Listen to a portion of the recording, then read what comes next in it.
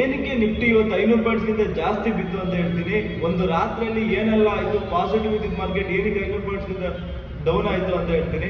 Video ಕೊನೆ ತನಕ ನೋಡಿ. ಎಲ್ಲರಿಗೂ ಯುಗಾದಿ ಹಬ್ಬದ ಶುಭಾಶಯಗಳು. ಏನಕ್ಕೆ ಫಾಲ್ ಆಯಿತು ಅಂದರೆ, US ಅವರು ನಾವು ಯಾವುದೇ ಕಾರಣಕ್ಕೂ ಆಯಿಲ್ ಬೇಸ್ ಮೇಲೆ ಅಟ್ಯಾಕ್ ಮಾಡಲ್ಲ ಅಂದರು. ನಿನ್ನೆ ಇರಾನ್ನ ಆಯಿಲ್ ಬೇಸ್ ಮೇಲೆ ಅಟ್ಯಾಕ್ ಮಾಡ್ತಾರೆ. ಇದರಿಂದ ಸಿಟ್ಟು ಬಂದು ಇರಾನ್ ಅವ್ರು ಏನು ಮಾಡ್ತಾರೆ ಅಂದರೆ, ಕತಾರಲ್ಲಿರೋ LPG ಟರ್ಮಿನಲ್ ಮೇಲೆ ಅಟ್ಯಾಕ್ ಮಾಡ್ತಾರೆ. ಇದರಿಂದ ಕ್ರೂಡ್ ಆಯಿಲ್ ನಿನ್ನೆ ಒಂದು ನೈಟಲ್ಲಿ 10% ಮೇಲೋಗಿದೆ. $100 ಪರ್ ಬ್ಯಾರಲ್ ಇದ್ದಿದ್ದು 108 ಆಗಿದೆ. 100 ಜಾಸ್ತಿ ಅಂತಿದ್ವಿ, 100 ಇಂದ ಅದು 180 ಬಂತು. ದಿನ 10% ಗ್ರೋತ್ ಆಗಿದ್ರಿಂದ ಇಂಡಿಯನ್ GDP ಗೆ ತುಂಬಾ ಪ್ರಾಬ್ಲಮ್ ಆಗುತ್ತೆ, ಇಂಡಿಯನ್ ಎಕಾನಮಿ ಡೌನ್ ಆಗುತ್ತೆ ಅಂತ ಎಲ್ಲ ಆಗ್ಬಿಟ್ಟು ಇವತ್ತು ಇಂಡಿಯನ್ ರುಪಿ ವ್ಯಾಲ್ಯೂ ತುಂಬಾ ಡಿಪ್ರಿಸಿಯೇಷನ್ ಆಗ್ಬಿಟ್ಟು 93 ರೂಪೀಸ್ ಪರ್ ಡಾಲರ್ಗೆ ಹೋಗ್ಬಿಡುತ್ತೆ. ಇದರಿಂದ ಏನಾಗುತ್ತೆ, FIIC ಸೆಲ್ ಮಾಡೋದು ಕಂಟಿನ್ಯೂ ಮಾಡ್ತಾರೆ. ಇದೆಲ್ಲ ರೀಸನ್ಗೆ ಓವರ್ ಆಲ್ ಮಾರ್ಕೆಟ್ಗೆ ತುಂಬಾ ಇಂಡಿಯನ್ ಮಾರ್ಕೆಟ್ ನೆಗೆಟಿವ್ ಆಗುತ್ತೆ.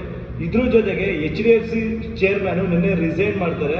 ಅದಕ್ಕೆ ಅವ್ರು ಏನು ರಿಸೈನ್ ಕೊಡ್ತಾರೆ ಅಂದರೆ, ಕಂಪ್ನಿ ವ್ಯಾಲ್ಯೂಯೇಷನ್ ನಾನು ಅನ್ಕೊಂಡಂಗಿಲ್ಲ ಅಂತ ಹೇಳ್ಬಿಡ್ತಾರೆ ಡೈರೆಕ್ಟ್ ಆಗಿ. ಇದರಿಂದ ಬಿಗ್ ಇನ್ವೆಸ್ಟರ್ಸ್ ಏನು ಮಾಡ್ತಾರೆ, ಕಂಪ್ನಿ ಚೇರ್ಮನ್ಗೆ ವ್ಯಾಲ್ಯೂಯೇಷನ್ ಸರಿ ಇಲ್ಲ ಅಂತ ಬಿಡ್ತಿದ್ದಾರೆ ಅಂದರೆ ಕಂಪ್ನಿಯಲ್ಲಿ ಮುಂದೆ ಏನೋ ಪ್ರಾಬ್ಲಮ್ ಇದೆ, ಏನೋ ಥ್ರೆಟ್ ಇದೆ ಅಂತ ಅಂದ್ಬಿಟ್ಟು ಎಲ್ಲರೂ ಸೆಲ್ ಮಾಡ್ತಾರೆ.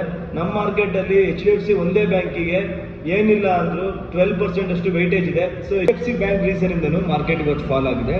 ಸೊ ಇದೆಲ್ಲ ರೀಸನಿಂದ ಮಾರ್ಕೆಟ್ ಇವತ್ತು ಮೋರ್ ದೆನ್ 500 ಪಾಯಿಂಟ್ಸ್ ಫಾಲ್ ಆಗಿದ್ದು. But retailers don't get panic, every fall is the opportunity ಅಂತ ಹೇಳ್ತೀವಿ.